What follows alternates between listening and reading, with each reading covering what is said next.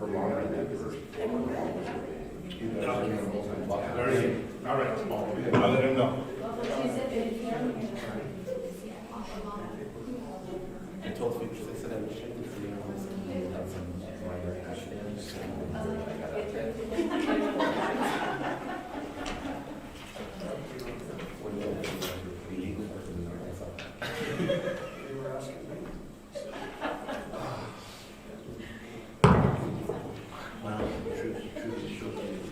There was a line when she said after 30 it all falls apart. It's pretty much. You don't need much to do to prove that.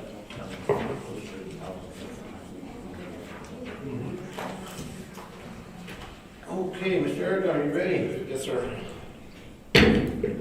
Welcome, everybody. Today is the 18th. Recording in progress. January, no problem. It is 10:11 a.m. We will call the board. County Commissioners acting on the capacity Board of Human Services to order at this time. Commissioner Lopez, would you please lead us in the invocation this morning? Certainly. Heavenly Father, we thank you for the opportunity to come together and to start a new year. All things are possible with you, and we ask for your guidance, your knowledge, and your wisdom to make decisions on behalf of the citizens of San Luis County. And Father, we thank you for all the people that do your work. And thank you for being here with us. It is in your precious name that we say and ask all this. Amen. Amen. Mr. Aragon, would you please lead us in the pledge this morning? I pledge allegiance to the flag of the United States of America and to the republic for which it stands, one nation, under God, indivisible, with liberty and justice for all. Thank you. Roll call, please. Commissioner Hess. Here. Commissioner Felix Lopez. Here. Commissioner Luis Lopez. And here, do we have any changes, Mr. Aragon, to the agenda? The only thing at this time, Commissioners, is I would ask to table our regular minutes review for December, as those are still in review at this time, and we will present those in February's meeting. Entertain a motion, please. Motion to approve the agenda with the recommendation as presented. Second motion. Commissioner Hess. Yes. Commissioner Felix Lopez. Yes. Commissioner Luis Lopez. Yes, so we'll go to item 3, Director's Report, Mr. Aragon. So Commissioners, I have just a few items to update you on this month. First and foremost, we did talk in several of the meetings in the past couple months regarding the child welfare allocation cut that was coming. That did take place. We did see a significant cut to our second half of the year, fiscal year, in funding, and so we are adjusting based on the tax revenue for this year that we had adjusted already for. So, but we did see a roughly close to $60,000 cut from our allocation. That's our 80-20 block grant. Additional to that, I did get an outreach call from TSC this last week regarding their initiative through a grant to stop hunger among our student population in the post-secondary or in the collegiate level. We're working with Pam Espinoza in their efforts to try and collaborate on SNAP benefits and getting the word out, and also providing accessible application options for students who are eligible for SNAP benefits. Ms. Garrison and I reviewed the statute regarding that last week, and so we are working with TSC. I am working in communication with them right now and developing a plan of action to help support that effort through the grant that they received. So more to come on that in the future. Can you explain TSC to Trinidad State College. Yes. Outside of that, it's normal business as usual. So let me go back for one quick second on these benefits for college students. Are there any high school students old enough to also apply for these benefits, or do they need to be emancipated? Well, how does the process work? Actually, I'm going to lean to Ms. Garrison on that piece, if you don't mind speaking to that slightly. High school students are not eligible for the benefit.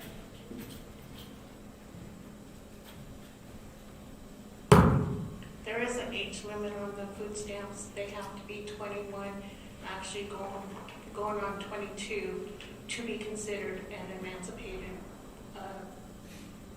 adult as far as food stamps are concerned.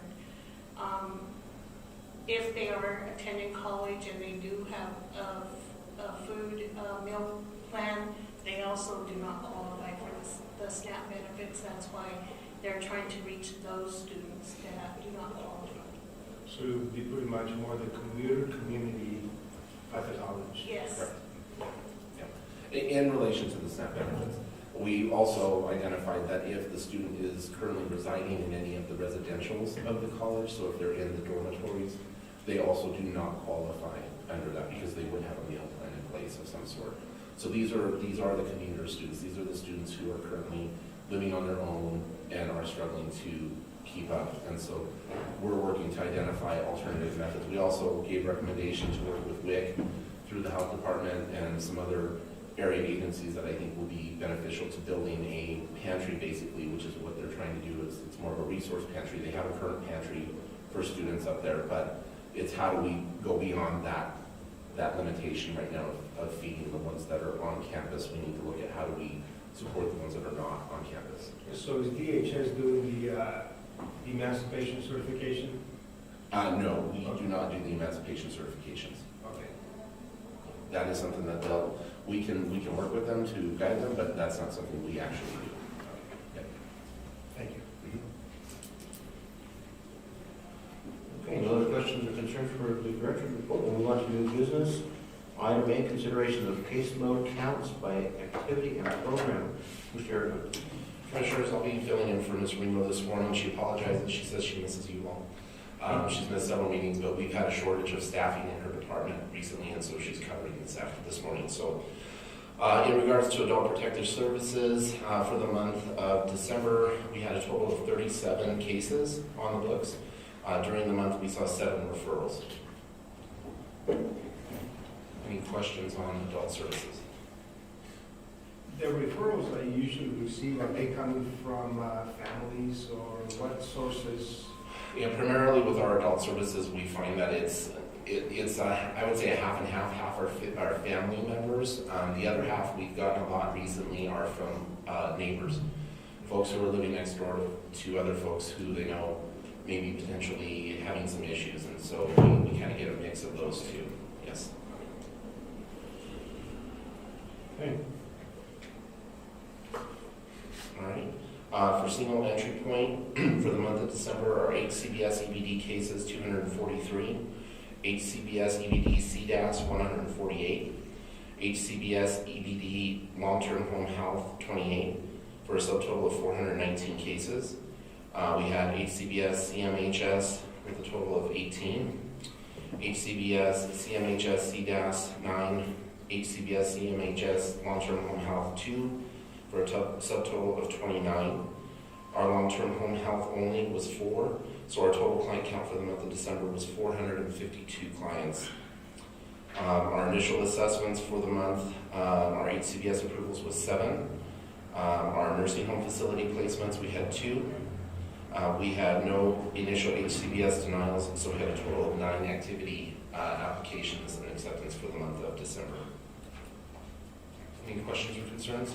Mr. Aragon, on the HCBS, EBD, long-term home health, you have 28. Are those all here in Los Angeles County?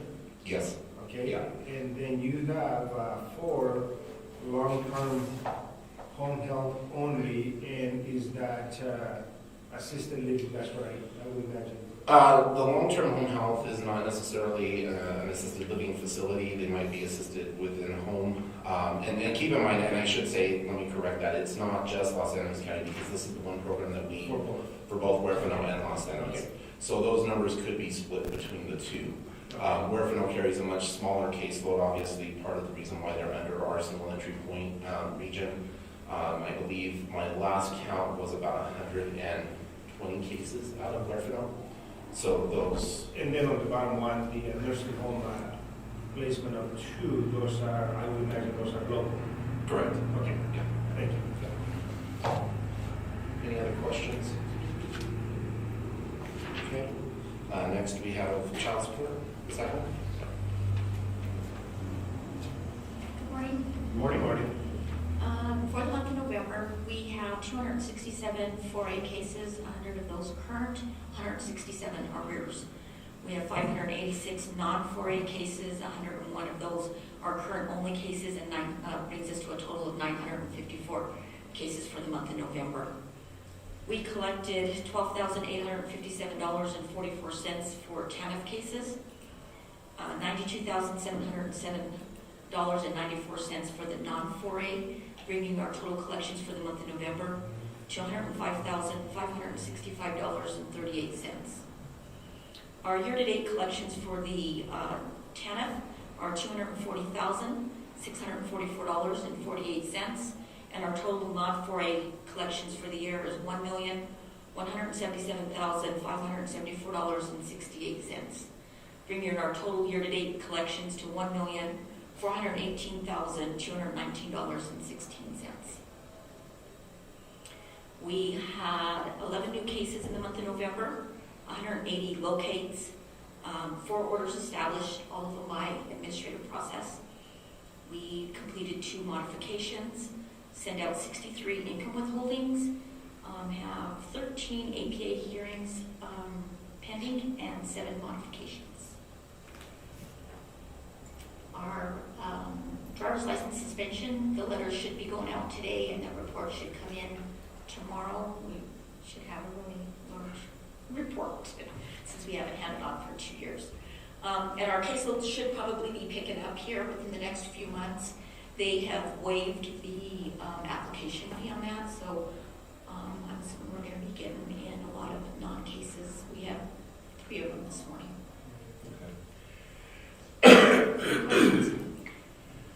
Ms. Eckler, just for anyone that's online, can you just briefly explain the difference between the month collections, the 4A versus non-4A? So the 4A collections are for the collections that we receive on any cases where they are receiving TANF.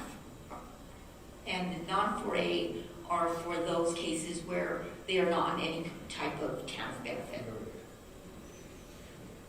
Thank you. Any other questions?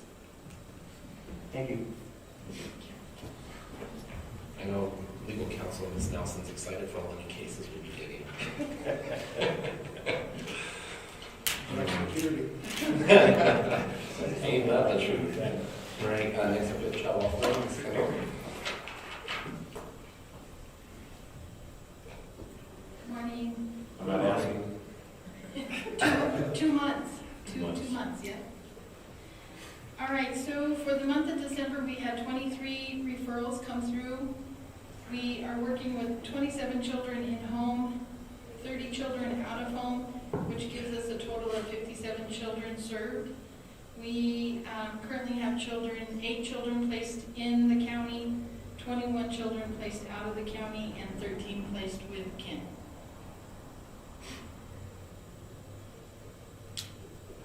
Any questions? Yeah, so the number of children in the home that decreased significantly from 53 to 27, that's...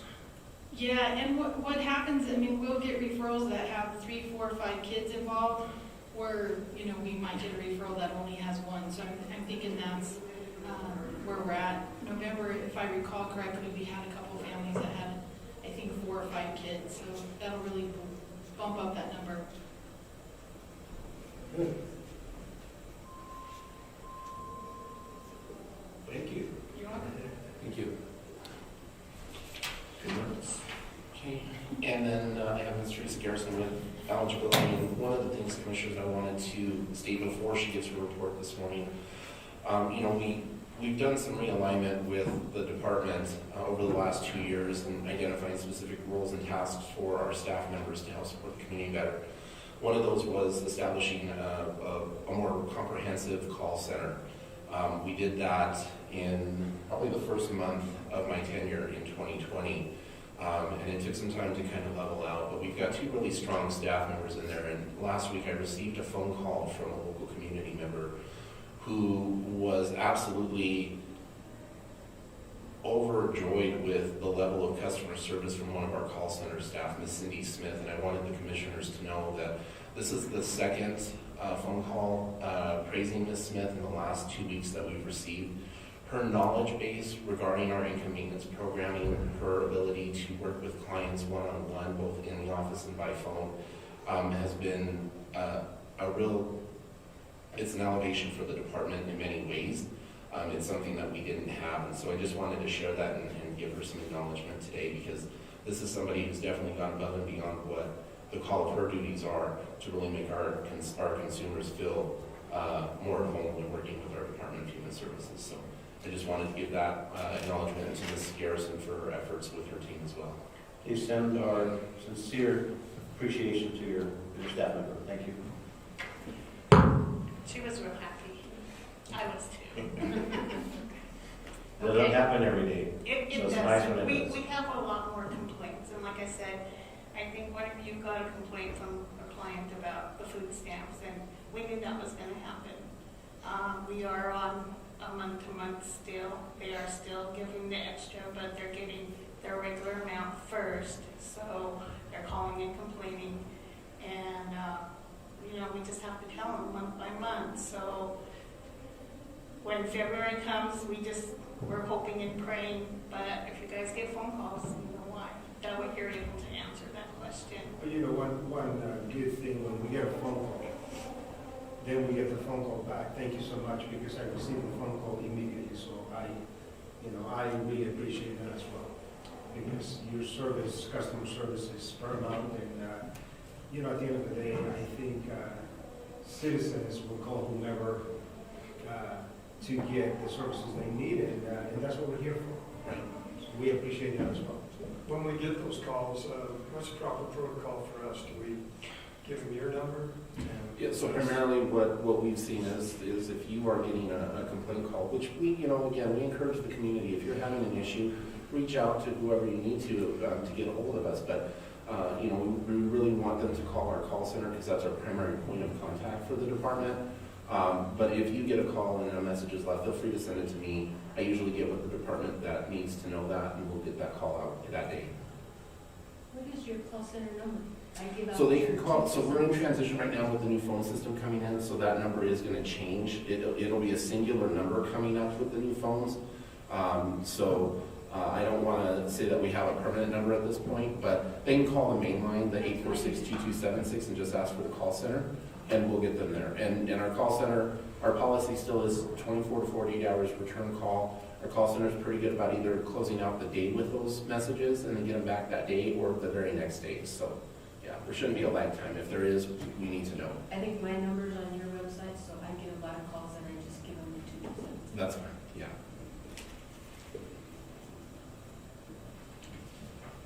Okay, for the eligibility unit caseload total for December, 4-month extended 2, Andy SSI CS 1, Andy SSI CS 8CA 0, Andy SSI CS PNA 1, Basic Cash Assistance 80, ECCP 1, Burial 7, Buy-in WAD 1, CHP Plus 54, CHP Plus Newborn 0, CHP Plus Prenatal 1, DAC 13, Eligible Needy Newborn 86, Food Stamps 1,981, Former Foster Care 2, HCBS BI 0, HCBS CES 9, HCBS CHCBS 4, HCBS CHRP 1, HCBS CMHS 27, HCBS DD 27, HCBS EBD 315, HCBS SLS 22, LIS 35, Magi Adult 2,274, Magi Children 1,017, Magi Parent 464, Magi Pregnant 47, Nursing Facility Hospital 300% institutionalized 74, OAPA 92, OAPA 8CA 0, OAP HCPA, no, yeah, 0, OIPA, PMA 3, OIPB 20, OIPB PMA 1, OIPB Med A 40, OIP Med B 1, PACE 0, QI 152, QMB 591, SLMB 140, SSI Mandatory 362, SSI HCA 1, State A&D 27, Transitional Food Stamps 5, and Transitional Medicaid 206, for a total of 8,087, a decrease of 18. Any questions?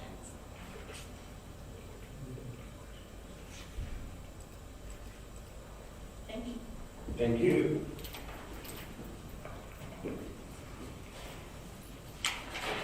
Okay, this time we'll entertain a motion. Move for approval of caseload counts and activity by program. Second. Commissioner Felix Lopez, Yes. Commissioner Hess, Yes. Commissioner Luis Lopez. Yes.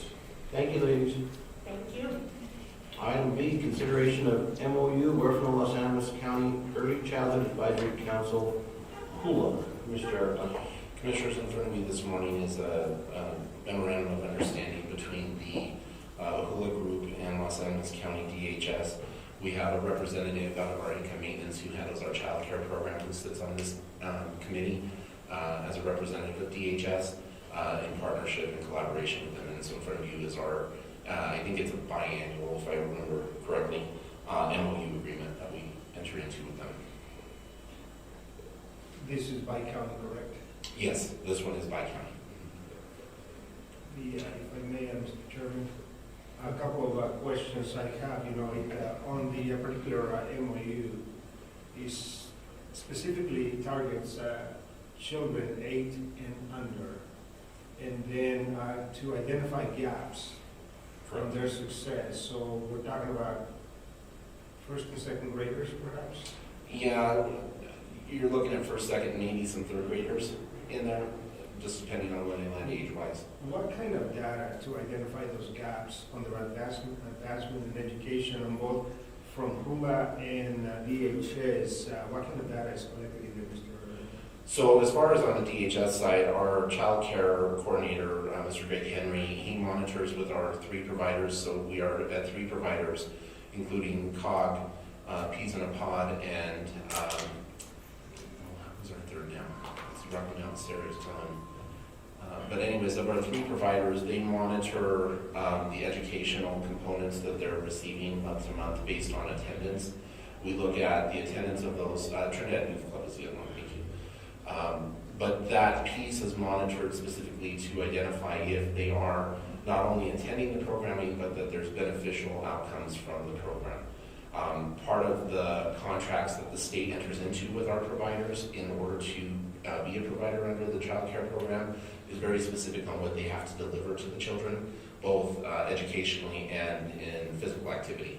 As far as with HULA monitors that through reports given to them by local school districts that they work with, as well as, I don't know if they review AYP, annual yearly progress for students, but I would assume that that's part of that process is to identify educational gaps as well.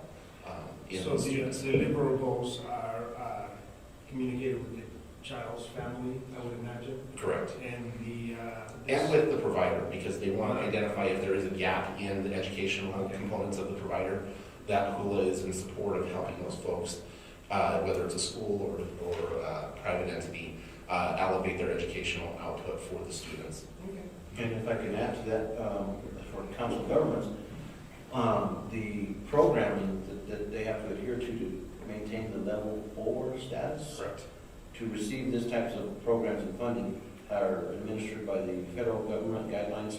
So we have to follow those guidelines in order to have the students following, I guess, the curriculum of sorts. Correct. And that way it'll have that continuance of stability for these programs to keep them accountable. Correct. Part of the reason why there's such a specific targeted age group with this is because we find that true change among most students happens at this age level. So, I'm taking off my DHS hat, throwing on my economic development hat. We find that true economic development within a community starts at this age group. It takes 20 or 30 years to start to see that change, but it's really about setting in an educational component for those students to understand what local economies look like, why it's so important to support local economies, and how those economies function, especially in rural areas. And so true economic development only starts with this generation, and a lot of research in education shows that a lot of change happens at this age. This is when they absorb the majority of this. And so once we get past this age, it's really difficult to get them to understand those very basic concepts of the world around them. And so I believe that's why HULA is so focused on this age group specifically, to ensure that there's no gap. Yeah, and so I think you pretty much, my next question was going to be, do we have a pattern to follow the continuity of progress with these particular cohorts? And so this is open not only to those eligible for DHS services, but basically for anyone that wants to participate in the program to attain success and minimize the educational and physical gaps that we're speaking of. So I guess I would like to see if there was any data going back, even if we have a cohort advancing on the 8th, 10th grade, to see what their accomplishment has been based upon this opportunity. Yeah, I'm not 100% sure on what HULA monitors as far as growth patterns, but I'd be glad to reach out to them and identify that, if any. But I definitely think with our child care program that we offer through DHS, we really focus on, especially because of where we are in the community, we do have an impoverished population. Those kids are the ones who slip through the cracks. And so these programs are really put in place to make sure that they don't. Not everyone qualifies, but it is a program that allows us to make sure that not only is the child getting a decent basic education, but also that they're safe, that they're in a safe environment with people that help them grow as an individual. Because those smaller youth, they're starting to develop their personalities at that age, and so they have to have that interaction. Also socially, I think it's important with the world that we're in today, because everything is so technologically driven, everything's so isolated because of social media and phones and technology. Kids still need to be kids. They're getting younger and younger with cell phones. I see 8, 9-year-olds walking down the street with cell phones, and they're not interacting with each other. So I think this is a great way for us to ensure that not just physical, but also that social interaction takes place still, so that they build those skills. And I like your idea of some sort of tracking of it when they hit that age group of 8th grade, 9th grade, and what the results were of these programs. There's nothing there to track it at this point, but it's a good idea. Another thing to look at maybe for legislation down the road to see how we can fund that. There are many educational studies that have tracked over the years students and their progress in specific content areas. There's a lot of scholarly work on that and those traceable pathways and the level of success attained by those students as they move into collegiate level and into the society after college. So there is data on that. I think locally it would be nice to track that to see what impact it's having. I think that's where we're a little data poor, is the local level. Yeah, and I think, for me, the stages of development, whether it's Erickson or Maslow, whether we believe in that or not, I think the advancement is tangible. If we were to have data, basically redacted data without names and so on and so forth, but at least to identify these were the impacts that were created by this program. Therefore, the not only justification, but the continuity of funding for programs such as this one. And I would be glad to reach out to HULA again. I'm not sure what their reporting looks like for the federal level, because I'm sure they probably have to provide certain levels of data to keep that grant. But Maybe it'd be a good idea for a presentation on this. yeah, we can definitely look into that. Counselor, do you have any questions or concerns from the board on this agreement? I do not. At this time, there are no questions or concerns anymore. Entertain motion, please. I move to approve the MOU, work from our San Luis County's Early Childhood Advisory Council, parentheses, HULA. Second motion. Commissioner Hess, Yes. Commissioner Felix Lopez. Yes. Commissioner Luis Lopez. Yes. Item 5, financial reports. Consideration of financials as of November 30th, 2021. Mr. Erdogan. Commissioners, Ms. Goulet is unavailable this morning. She's in a EBT meeting with the state, so I'll be providing financial reports. Hopefully I don't screw it up for her this month. In the month of November, again, we're not at closeout yet. Our December will be in February. Our current tax revenue was $3,305.90. Our delinquent tax collection was $919.47 for a total of $4,225.37. Our year-to-date tax revenue collection is $353,247.19. 753. $753,247.19. Thank you, sir. Sorry.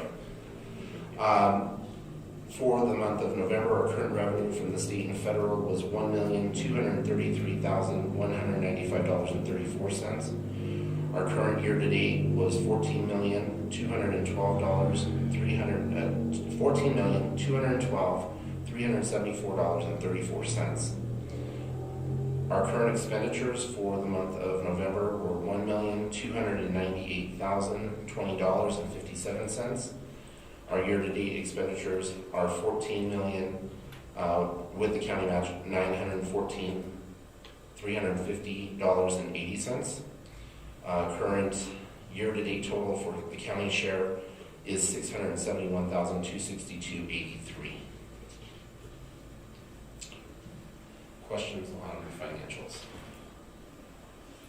On the second page, Commissioners, I did include the single entry point settlement worksheet for you, just so that you can get an idea of where we're landing month to month. Again, this is a program that, as we know in the past, was a prepayment. It's now a pay per member per month model.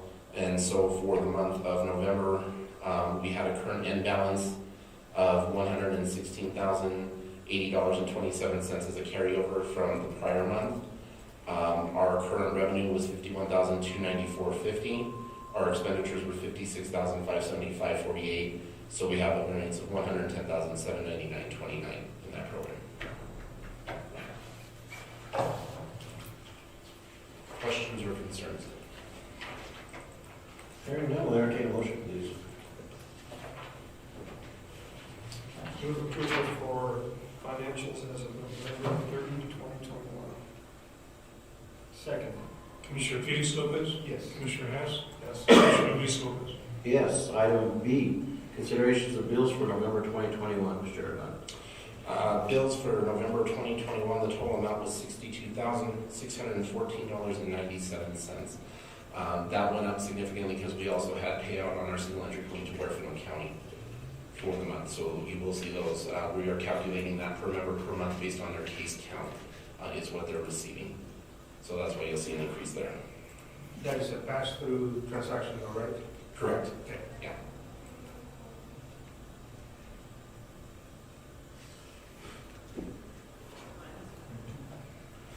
Do you have any questions or concerns for bills of November 2021? Entertain a motion, please. I move to approve the bills for November 2021.